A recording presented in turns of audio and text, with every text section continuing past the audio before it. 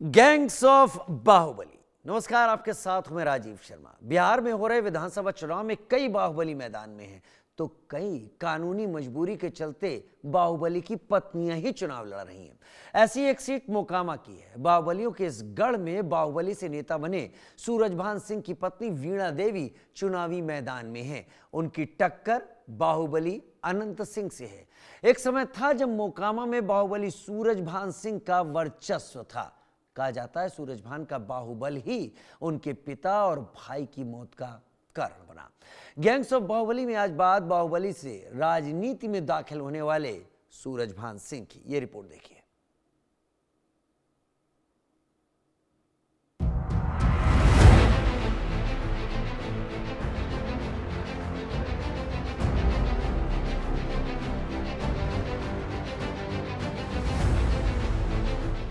मोकामा का शंकरबाग टोला 5 मार्च 1965 को इसी टोले में एक गरीब किसान के घर छोटे बेटे का जन्म हुआ। माता पिता ने नाम रखा सूरजभान सिंह। पिता मोकामा के ही एक किराना व्यापारी गुलजीत सिंह की दुकान पर काम करते थे। घर के आर्थिक हालात ठीक नहीं थे। इस बीच सूरजभान के बड़े भाई सीआरपीएफ में भर्ती हो गए तो परिवार की माली हालत भी सुधरने लगी। बड़े बेटे के सीआरपीएफ में भर्ती होने के बाद पिता छोटे बेटे सूरजभान को भी फौजी बनाना चाहते थे।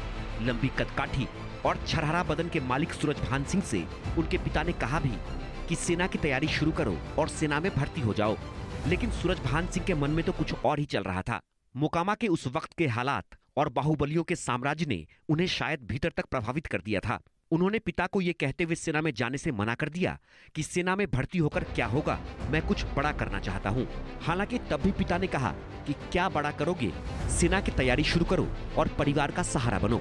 सूरजभान ने पिता को जवाब तो नहीं दिया, लेकिन सेना की तैयारी भी शुरू नहीं की। मोकामा के शंकरबाग टोले में जन्मे सूरजभान सिंह की घर की स्थिति अच्छी नहीं थी। पिता किसान थे, लेकिन आर्थिक स्थिति इतनी दयनीय थी कि पिता को एक व्यापारी के यहाँ, एक किराना कारोबारी के यहाँ नौकरी करनी पड़ती थी। इसी बीच सूरजभान के बड़े भाई की सीआरपीएफ में नौकरी हो जाती है और तब पिता की उम्मीदें जो हैं वो बढ़ जाती हैं, क्योंकि बड़े बेटे के सीआरपीएफ में जाने के बाद घर की आर्थिक स्थिति भी सुधरने लगती है। लिहाजा पिता ये चाहते हैं कि सूरजभान भी सीआरपीएफ की सेना की तैयारी करें और सेना में भर्ती हों। पिता कई बार सूरजभान सिंह को ये कहते हैं कि तुम भी सेना की तैयारी करो और अपने बड़े भाई की तरह सीआरपीएफ में भर्ती हो जाओ, ताकि घर की स्थिति और सुदृढ़ हो जाए। लेकिन सूरजभान के दिमाग में कुछ और ही चल रहा था और यही कारण है कि सूरजभान इस पर कुछ कहते नहीं, लेकिन सेना की तैयारी भी नहीं करते हैं। उन दिनों अनंत सिंह के बड़े भाई बाहुबली दिलीप सिंह मोकामा के टाल क्षेत्र में वर्चस्व था। सूरजभान सिंह बालिग यानी 18 साल के भी नहीं हुए थे कि उन्होंने जुर्म की राह पकड़ ली। शुरुआत में छोटे मोटे अपराधों में आए दिन उनका नाम आने लगा। अपराध का चस्का लगा तो सूरजभान सिंह दिलीप सिंह के गैंग में शामिल हो गए। बाहुबली दिलीप सिंह उस वक्त मोकामा से कांग्रेस विधायक श्याम सुंदर सिंह धीरज के लिए काम किया करते थे। चुनाव में श्याम सुंदर सिंह धीरज के लिए booth capturing, kidnapping Dilip Singh का पेशा था। कहा जाता है कि दिलीप सिंह के बूते ही 80 के दशक में श्याम सुंदर सिंह धीरज मोकामा से लगातार 2 बार विधायक चुने गए थे। सूरजभान ने भी दिलीप सिंह के साथ मिलकर श्याम सुंदर सिंह धीरज के लिए काम करना शुरू कर दिया। किडनैपिंग, रंगदारी, हत्या जैसी घटनाओं में सूरजभान सिंह भी शामिल होने लगे। कुछ ही दिनों में इलाके में उनका नाम फैल गया। लोग सूरजभान के नाम से ही डरने लगे थे। जिस बेटे को पिता फौजी बनाना चाहते थे, उनकी इन हरकतों से पूरा परिवार परेशान रहने लगा। कहते हैं सोहबत संगति जैसी होती है, व्यक्तित्व का विकास भी वैसा ही होता है। कहा जाता है कि श्याम सुंदर सिंह धीरज और दिलीप सिंह के संपर्क और शह ने ही सूरजभान को आगे चलकर टाल के दलदल का बाहुबली बना दिया। सूरजभान सिंह और अनंत सिंह में आज भले ही कट्टर दुश्मनी है, लेकिन सूरजभान सिंह ने आपराधिक वारदातों को, अपराध की ककहरा को अनंत सिंह के बड़े भाई यानी दिलीप सिंह से ही सीखा था। 80 के दशक में मोकामा क्षेत्र में अनंत सिंह के बड़े भाई दिलीप सिंह की तूती बोला करती थी और उन्हीं के संपर्क में आते हैं सूरजभान सिंह। 18 साल की मासूम उम्र, लेकिन उस उम्र में जुर्म के ककहरा को सीखना शुरू कर दिया था सूरजभान सिंह ने, और फिर वो संपर्क में आते हैं दिलीप सिंह के। दिलीप सिंह से वो अपराध की वारदातों को सीखते हैं, बारीकियों को जानते हैं और धीरे धीरे टाल क्षेत्र में वो अपना दबदबा और अपना नाम कायम करने लगते हैं। तब बता दें कि 80 के दशक में श्याम सुंदर सिंह धीरज मोकामा से दो बार विधायक रहे और वो भी बाहुबली छवि के नेता माने जाते थे और उन्हीं के लिए तब दिलीप सिंह काम किया करते थे। दिलीप सिंह की तरह सूरजभान सिंह ने भी श्याम सुंदर सिंह धीरज के लिए काम करना शुरू किया और देखते ही देखते अपने वर्चस्व को सूरजभान सिंह ने टाल क्षेत्र में फैलाना शुरू कर दिया और 80 के दशक में उनका नाम जो धीरे धीरे शुरू हो रहा था, 90 के दशक आते आते सूरजभान सिंह आतंक के पर्याय बन गए। जिस तरह से उनका नाम हो रहा था, जिस तरीके से उनका वर्चस्व फैल रहा था, ये परिवार के लिए परेशानी पैदा कर रहा था और परिवार जो काफ़ी सीधा साधा माना जाता था, पिता जो थे बेहद सीधे साधे किसान थे, वो धीरे धीरे सूरजभान सिंह की जो हरकतें थी, जो जुर्म की वारदातें थी, उससे आजी जाने लगे। भाई भी उससे परेशान रहने लगे। लेकिन सूरजभान सिंह ने जब अपराध की राह पर अपनी गाड़ी दौड़ा ली तो फिर उन्होंने कभी ब्रेक नहीं लगाई। सूरजभान की हरकतों से परेशान पिता जिस बेटे को सेना में भेजना चाहते थे, उसी बेटे की करतूतों के चलते आत्महत्या करने को मजबूर हो गए। पिता की खुदकुशी के बाद सूरजभान की हरकत से उनके बड़े भाई जो सीआरपीएफ में नौकरी करते थे, उन्होंने भी खुदकुशी कर ली। कहा जाता है कि जिस व्यापारी की दुकान पर उनके पिता काम करते थे, उसी व्यापारी से सूरजभान ने रंगदारी की डिमांड की थी। जिस व्यापारी के आगे सूरजभान बड़े हुए थे, उसी से रंगदारी मांगी तो व्यापारी ने इसकी शिकायत सूरजभान के पिता से की। पिता ने सूरजभान को बहुत समझाया, लेकिन कुछ बड़ा करने की चाहत वाले सूरजभान के पल्ले पिता की बात नहीं घुसी। बेटे की करतूत से पिता इतने आहत हुए कि मारे शर्मिंदगी के गंगा में कूदकर आत्महत्या कर ली। इसके कुछ दिनों के बाद बड़े भाई ने भी मौत को गले लगा लिया। 80 के दशक में छोटे मोटे अपराध करने वाले सूरजभान का अपराध की दुनिया में कद बढ़ने लगा था। 90 के दशक तक आते आते सूरजभान का क्राइम ग्राफ तेजी से बढ़ने लगा। लंबे समय तक श्याम सुंदर सिंह धीरज के लिए बूथ कैप्चरिंग करने वाले दिलीप सिंह 1990 में खुद मोकामा के विधायक बन चुके थे। सूरजभान पर दिलीप सिंह का हाथ था, वो उनके राइट हैंड बन चुके थे।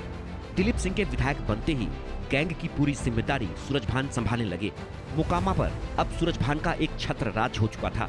सूरजभान ने अब मोकामा से बाहर भी अपनी जड़ें जमानी शुरू कर दी, लेकिन उस दौर में ये इतना आसान भी नहीं था। मोकामा से बाहर साम्राज्य फैलाने के चलते उस समय के एक अपराधी नाटा सरदार और बेगूसराय के तब के डॉन कहे जाने वाले अशोक राय, जिसे अशोक सम्राट के नाम से जाना जाता था, दोनों से दुश्मनी हो गई। अशोक सम्राट को बेगूसराय का बाहुबली कहा जाता था। 90 के दशक में एक तरफ मोकामा के बाहुबली सूरजभान सिंह और दूसरी ओर बेगूसराय के बाहुबली अशोक सम्राट, दोनों की दुश्मनी के किस्से लोगों की जुबान पर होते थे। अशोक सम्राट का काम नेताओं को संरक्षण देना था। वो अपना रसूख बिहार से लेकर उत्तर प्रदेश तक कायम करना चाहता था, लेकिन उसकी राह का सबसे बड़ा रोड़ा बनकर उभरे सूरजभान सिंह। सूरजभान ने अशोक सम्राट के वर्चस्व को चुनौती दी थी। उस वक्त अशोक सम्राट का भी मोकामा आना जाना लगा रहता था।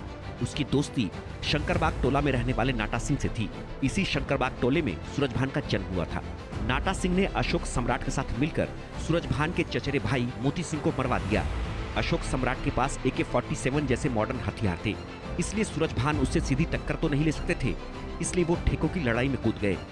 मोकामा की जंग में सूरजभान सिंह का वर्चस्व जो कायम होने की घटना है, वो घटना होती है जब बरौनी बस स्टैंड पर कब्जा के लिए अशोक सम्राट और सूरजभान सिंह के बीच में तनातनी होती है। दोनों के बीच में गोलियां चलती हैं। सूरजभान सिंह तो उसमें बच जाते हैं, लेकिन सम्राट अशोक के कुछ लोग मारे जाते हैं। इस बात को लेकर के सम्राट अशोक के मन में एक पीड़ा थी, एक दर्द था कि आखिर कोई व्यक्ति मोकामा से आकर के बेगूसराय में और वो भी बरौनी बस स्टैंड पर कब्जा कैसे जमा सकता है।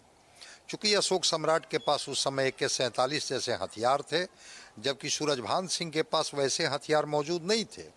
फिर भी जो सूरजभान सिंह थे वो साहस जुटा करके अशोक सम्राट के साथ टकराने के लिए तैयार हो गए थे।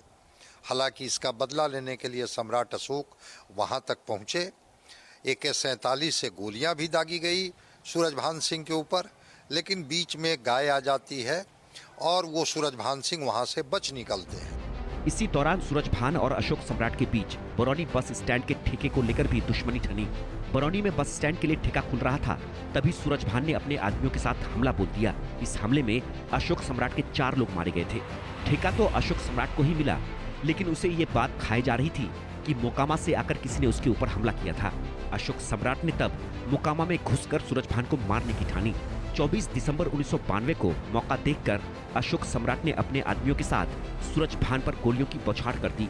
चाय दुकान पर चाय पीते हुए सूरजभान पर अशोक सम्राट ने AK-47 से ताबड़तोड़ फायरिंग शुरू कर दी। सड़क के उस पार अशोक सम्राट और इस पार सूरजभान सिंह। कहा जाता है कि सूरजभान को निशाना बनाते समय बीच में एक गाय आ गई थी।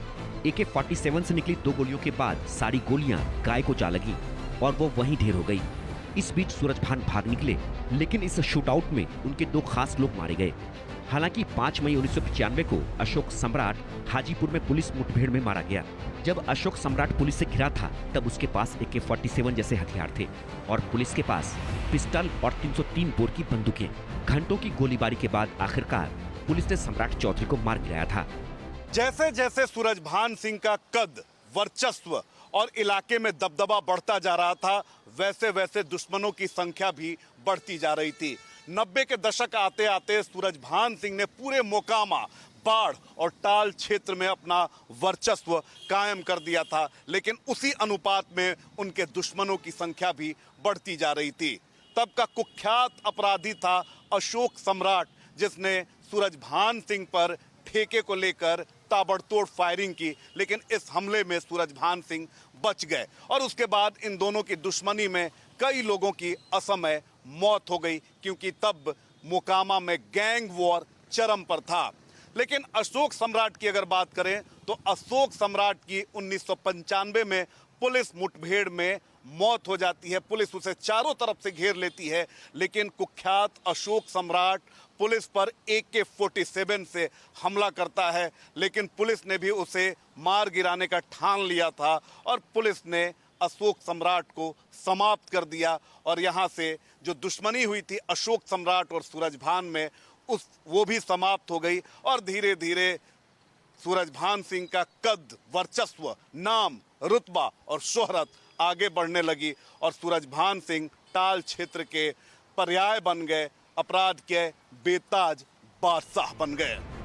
इस तरह से सूरजभान के बढ़ते साम्राज्य के आरे आ रहा उनका एक दुश्मन रास्ते से हट चुका था और सूरजभान की रंगदारी और दबंगई का सिक्का मोकामा से बाहर बेगूसराय के बलिया तक फैलता चला गया और वो ज्यादा ताकतवर बन गए। Bureau report, India news. 90 के दशक में मोकामा में सूरजभान सिंह अपराध की दुनिया में तेजी से ऊपर उठे। दशक बीतते बीतते उन पर हत्या, रंगदारी के दर्जनों केस हो चुके थे। एक वक्त ऐसा भी आया जब सूरजभान को पुलिस के एनकाउंटर का डर सताने लगा। एक बार तो सूरजभान को पकड़ने पटना जेल पहुंची यूपी STF को श्री प्रकाश शुक्ला की धमकी के चलते वापस लौटना पड़ा था, क्योंकि श्री प्रकाश शुक्ला ने अपने आदमियों से भरी हरे रंग की वैन को पटना में CM आवास के बाहर भेज दिया था। सूरजभान सिंह ने राजनीति में भी हाथ आजमाया और साल 2000 में मोकामा से पहली बार सांसद बना। हालांकि बाद में एक मामले में उम्र कैद की सजा के बाद सूरजभान के चुनाव लड़ने पर रोक लग गई।